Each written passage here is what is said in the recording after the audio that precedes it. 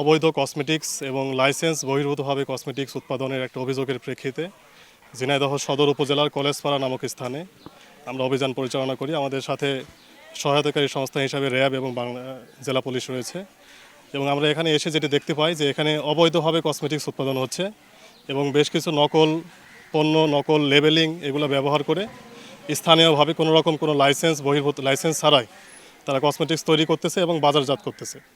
তো এই অপরাধের জন্য আমরা একজন অভিযুক্তকে দোষী সাব্যস্ত করে তাকে 1 লক্ষ টাকা জরিমানা এবং তার যেই সামগ্রিক মালামাল ছিল নকল মালামাল এবং নকল মালামাল প্রস্তুত করার যে সামগ্রী সেগুলো বাজেয়াপ্ত করা হয়।